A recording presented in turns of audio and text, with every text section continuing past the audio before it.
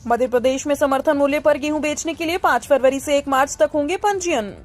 बाजार में नया गेहूं आना शुरू हो गया है। इसके साथ ही मध्य प्रदेश सरकार भी समर्थन मूल्य पर किसानों से गेहूं खरीदी की तैयारी कर रही है। समर्थन मूल्य पर गेहूं बेचने के लिए किसानों को पंजीयन कराना होगा। इसके लिए 5 फरवरी से पंजीयन शुरू कर दिए जाएंगे, जो कि 1 मार्च तक चलेंगे। इसके बाद 15 मार्च से खरीदी शुरू होने की संभावना है। कृषि उप संचालक केसी वास्केल के अनुसार रबी विपणन वर्ष 2023-24 समर्थन मूल्य पर गेहूं उपार्जन हेतु कृषक पंजीयन का कार्य उपार्जन पोर्टल पर 5 फरवरी से 1 मार्च तक होगा।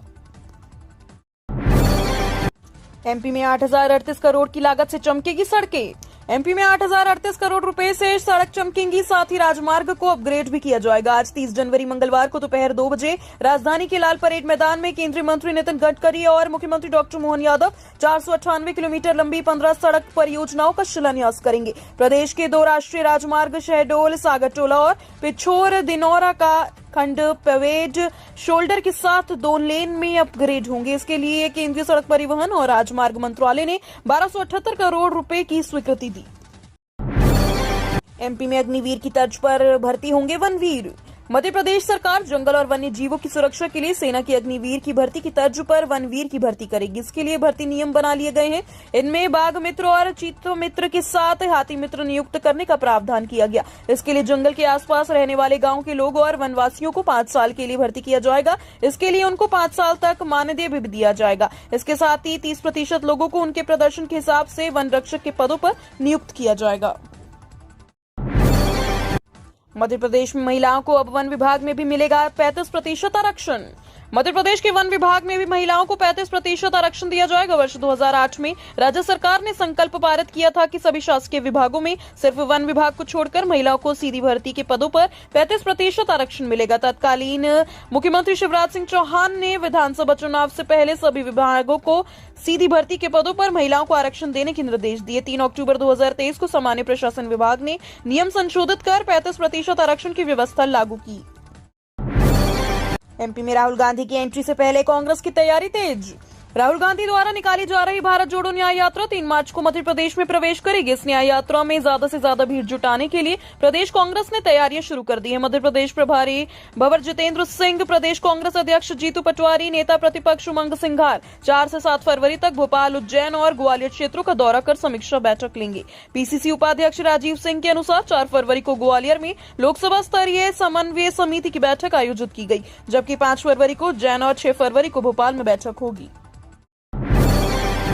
फरवरी में लाखों कर्मचारियों को मिल सकती है गुड न्यूज। बेसिक सैलरी में भारी वृद्धि संभव। दिन बाद 1 फरवरी 2024 अंतरिम बजट पेश होना है। लोकसभा चुनाव से पहले वित्त मंत्री निर्मला सीतारमण अंतरिम बजट पेश करेंगी, क्योंकि ये मोदी सरकार के दूसरे कार्यकाल का आखिरी बजट रहेगा। ऐसे में माना जा रहा है कि इस बार कई वर्ग को साधने के लिए लोक लुभावन घोषणा की जा सकती है। खास करके किसानों, युवाओं और महिलाओं के साथ कर्मचारियों को भी सौगात दी जा सकती है। चर्चा है कि डीए के अलावा फिटमेंट फैक्टर वृद्धि और 8वें वेतनमान यानी कि आयोग के लागू करने को लेकर भी कोई ऐलान हो सकता है। पेपर लीक मामलों पर अंकुश लगाने के लिए कड़ा कानून लगाएंगे।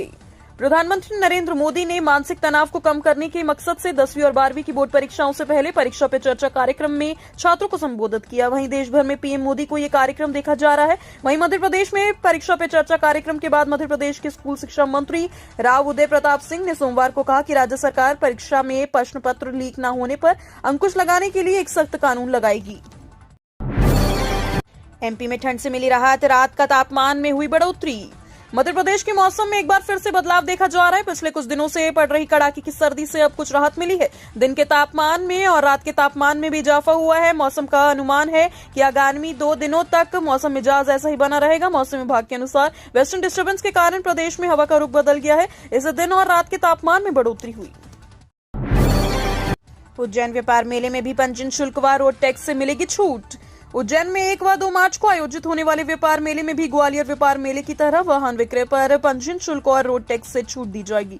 इसके लिए उद्योग विभाग की पहल पर परिवहन विभाग द्वारा टैक्स में 50% की छूट का प्रस्ताव कैबिनेट के समक्ष प्रस्तुत किया जाएगा। टैक्स में छूट का लाभ गैर परिवहन तथा छोटे परिवहन वाहनों के विक्रय पर ही मिलेगा। यहाँ इन्वेस्टर समिट भी होगी। ई गेट्स रोकेंगे एमपी के अवैध उत्खनन और परिवहन, सरकार का प्लान तैयार। प्रदेश में अवैध उत्खनन रोकने के लिए मोहन सरकार का एआई प्लान तैयार कर रहा है। इसे लेकर सरकार न केवल अवैध उत्खनन पर शिकंजा कर सकेगी, बल्कि राजस्व में हो रही भारी हानि पर भी रोक लगाएगी।